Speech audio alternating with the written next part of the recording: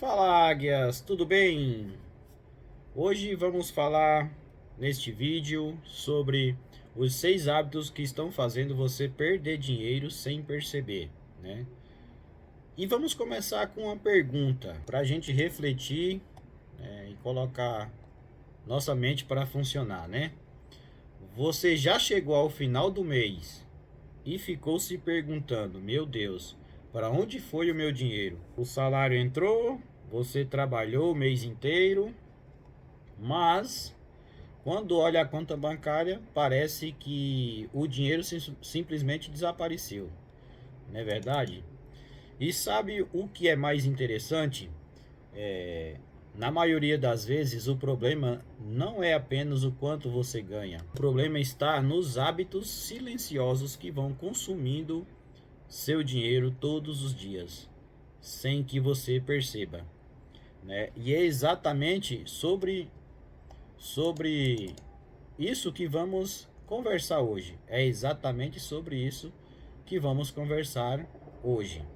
Vou compartilhar com você 6 hábitos financeiros que impedem muitas pessoas de prosperarem, e talvez esteja acontecendo na sua vida neste momento, né? Então fica comigo até o final, porque o último hábito pode ser justamente a raiz de todos os outros.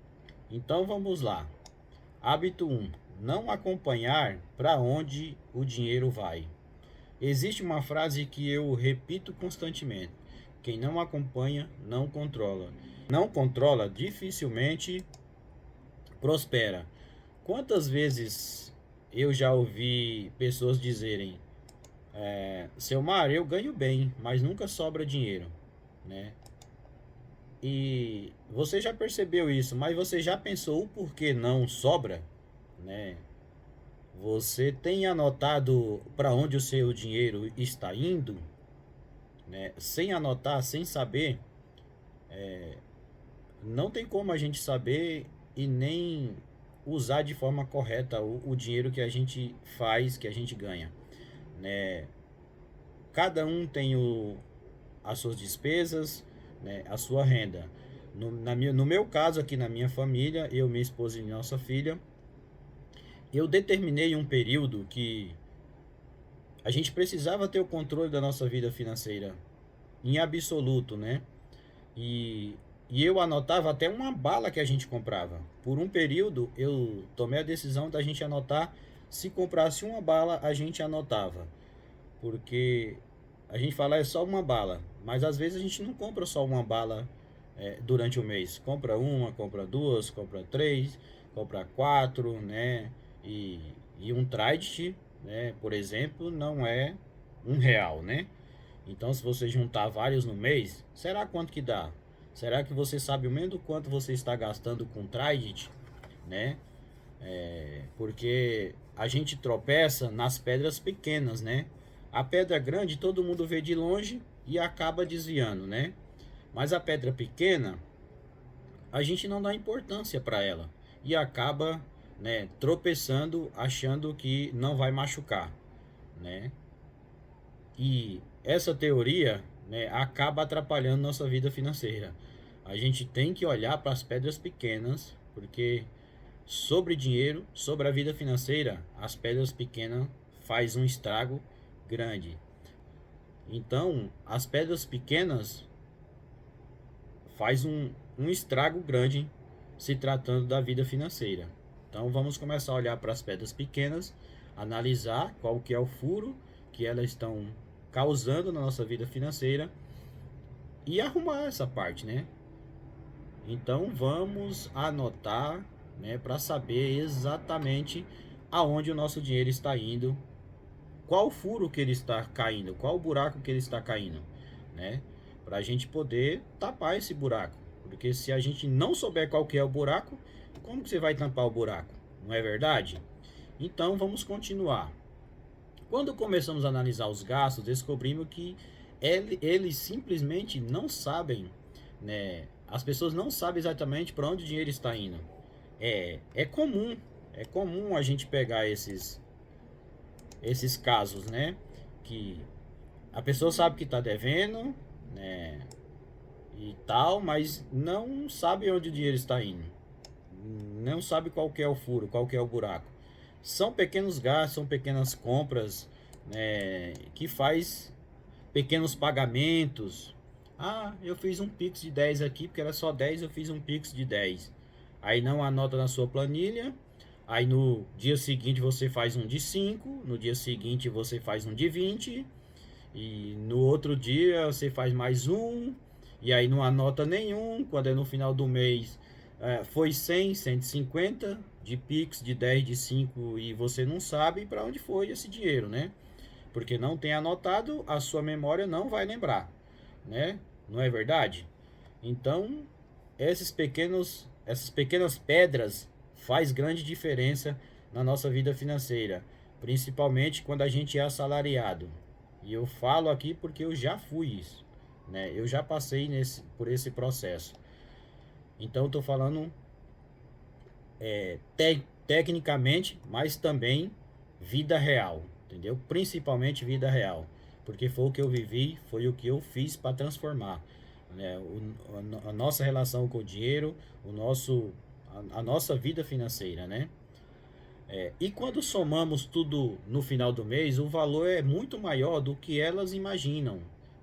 Igual eu citei, pequenos pagamentos, né, coisas pequenas que a gente não dá importância, só que quando somado durante um mês, né, é um valor que vai fazer diferença, né? Como eu falei, principalmente você que é assalariado, né? Agora imagine uma caixa d'água com vários furos pequenos. Talvez nenhum deles pareça preocupante sozinho, mas juntos eles esvaziam toda a caixa, né? Experimenta fazer um furo. A sua caixa d'água aí é 1.000 litros. Agora experimente fazer um furo pequeno nela e deixar durante um mês. Será que ela vai ter água ou vai esvaziar toda, né? Então esses furos pequenos parecem inofensivos, parecem não preocupar, mas juntos eles esvaziam uma caixa, esvaziam uma conta, né? Esvazia a sua reserva, né? Então temos que prestar atenção nas pedras pequenas. O dinheiro funciona da mesma forma, gente. Por isso eu sempre ensino, anote seus gastos, nem que seja no aplicativo, na planilha. Eu aqui, por exemplo, uso a planilha, mas pode ser um caderno. Se você não tem intimidade com a planilha, com o aplicativo, anote num caderno. Não importa a ferramenta.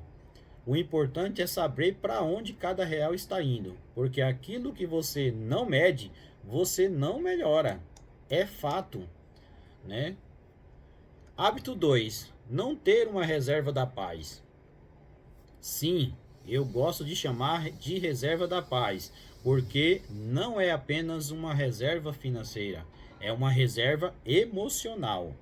Ela te traz paz, paz de espírito, paz para você dormir tranquilo, né? Muitas pessoas vivem acreditando que nunca vai acontecer uma emergência, né? Mas a vida acontece. O carro quebra, o celular estraga, né? A empresa reduz funcionários, a saúde exige um gasto inesperado. E quando isso acontece sem preparação, surge o desespero. E aí no desespero você toma atitudes que não é saudável para a sua vida financeira. E quando isso acontece sem preparação, surge, né, o desespero. E aqui eu gosto de lembrar a história de José do Egito, né? José interpretou o sonho de Faraó, né, uma história conhecida, né, entendeu que viria 7 anos de fartura e depois 7 anos de escassez. E o que ele fez, né? Ele teve a direção, né? Ele teve o sonho, teve a direção, mas ele praticou, ele colocou em prática, preparou-se durante o ano da fartura. Ou seja, o nosso problema é que quando a gente, por exemplo, ganha mil reais, exemplo, gente, né? Espero que você não ganhe só 1.000. É um exemplo, você ganha 1.000, vai lá, seu salário aumentou para 2. Ao invés de você viver mais um tempo com aqueles 1.000 e poupar o que está entrando a mais, né? Você automaticamente já sobe o seu nível de vida financeira, né? Acaba gastando 2.000 ou, né, na maioria das vezes tem gente que gasta dois e pouco, gasta muito mais do que o ganha, né? Do que ganha e acaba tendo problemas grandes, né? Então José se preparou, guardou recursos, poupou, e aqui é onde eu falo que foi a primeira reserva da paz criada. Foi José do Egito que criou a primeira reserva da paz, né? Porque nada mais é do que ele guardou, poupou, né? Armazenou, e isso é uma reserva da paz. E quando a crise chegou, adivinha, o Egito estava preparado, né? José não entrou em desespero. Toda a terra estava em desespero e o Egito estava de boa, né? Mantendo eles com o alimento para eles e para a terra também, para todos os outros, né? Por quê? Porque ele teve a direção e ele guardou, né? Ele guardou, ele praticou aquela direção. Então, usa o conteúdo deste vídeo e pratique na sua vida, né? Pratique a reserva da paz, pratique cortar, anotar seus gastos, cortar, tapar os furos pequenos para que a sua vida decole financeiramente, né? Perceba uma coisa, o problema não é a crise, o problema é chegar na crise despreparado. Por isso, comece com o que você pode, né? Se é com 10, se é com 20, se é com 50, o valor inicial não é o mais importante. O mais importante é criar o hábito. Aqui você pode falar, nossa, até parece que criar o hábito faz diferença. O que faz diferença é o valor. Sim, o valor vai fazer diferença. Mas no início, eu falo por mim, por vida real. O hábito faz a diferença. O hábito, no início, é o que faz a diferença. O seu cérebro entende que você está guardando e com isso se torna leve, né? Que no começo não é fácil guardar. Você deixar de, você é acostumado, eu vou tomar café na padaria todo final de semana, né? E quando você começa a guardar, você cortar, ficar só um final de semana tomando café na padaria. São exemplos, tá, gente? E isso não é fácil, né? Mas quando você começa a praticar, isso vira hábito, vira rotina e se torna mais simples para você, né? Hábito 3, comprar para aliviar emoções, né? Agora vamos falar de algo que vai muito além das finanças. Como terapeuta, eu percebo que muitas compras não são financeiras, são emocionais. Muitas vezes a pessoa não compra porque precisa, ela compra porque está ansiosa, porque está frustrada, porque está triste, porque quer uma recompensa, né? Porque quer preencher um vazio emocional. Talvez você já tenha passado por isso. Teve um dia difícil, ficou chateado, entrou num aplicativo, comprou alguma coisa e sentiu um alívio momentâneo. Mas aí onde está o problema? O alívio é momentâneo, né? As causas muitas vezes pode durar anos, né? Tempos, anos, né? Por isso a gente tem que vigiar com essas compras por emoções, para aliviar, né? Essas compras traz problemas financeiros, né? E aí vem o arrependimento, né? E o problema é que o vazio emocional não é preenchido por compras. Ele é disfarçado temporariamente, né? O vazio continua. Por isso é tão importante aprender a identificar os gatilhos emocionais que influenciam suas decisões financeiras. Antes de comprar, pergunte-se: eu preciso disso? Ou eu estou tentando aliviar alguma emoção? Faça perguntas para que você não acaba concluindo essas compras por emoções. Essa pergunta pode economizar muito dinheiro ao longo da sua vida, né?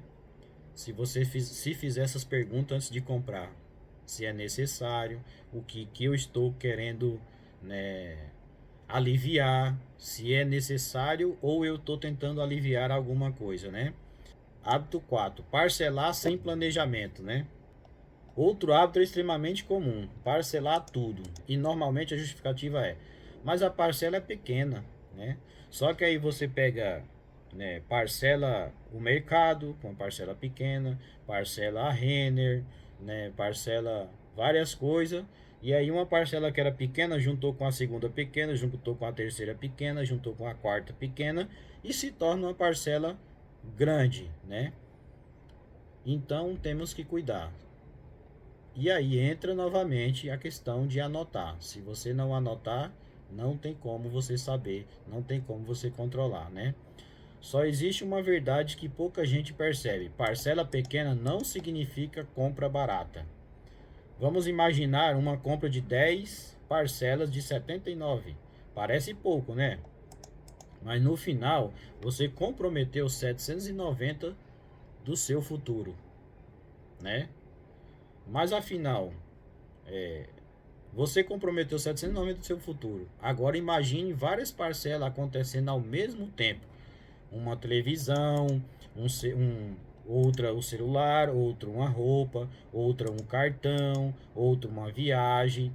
Quando você percebe, parte do seu salário já está comprometido, antes mesmo de entrar na conta. O parcelamento não é o vilão. O problema é parcelar sem planejamento. Entra novamente, parece repetitivo, mas se você não anotar, você não tem como saber, né? Porque a mente não vai lembrar de todos os detalhes, gente. Então tem que ser anotado. E você tem que ir lá, sentar e olhar. Ah, esse mês eu já parcelei tantas coisas, mês que vem vai vir tanto de parcela. Entendeu? Se tiver anotado, você vai ter como saber. Sempre pergunte: se eu perder minha renda por alguns meses, ainda consigo honrar essas parcelas? Se a resposta for não, talvez seja melhor repensar a sua compra, né? Então vamos para o hábito 5. Não revisar os resultados. Muitas pessoas fazem um planejamento, mas nunca revisam. E isso é como dirigir um carro olhando apenas para frente sem verificar o painel, né? E eu quero te fazer duas perguntas. Quanto você guardou no mês passado? Quanto sua reserva da paz cresceu nos últimos 3 meses? Você sabe responder? Ou você nem tem uma reserva da paz? Você sabe responder ou não? Se não sabe, existe um problema. Porque aquilo que não é acompanhado não pode ser ajustado, né? Como que você vai ajustar se você não sabe o que está acontecendo, né? Uma vez por mês, sento com calma. Analise seus gastos. Aqui eu faço na minha casa, né? Senta uma vez com calma, analise seus números, veja seus avanços, veja seus erros e veja onde pode melhorar, né? Porque crescimento financeiro é um processo de ajustes constantes.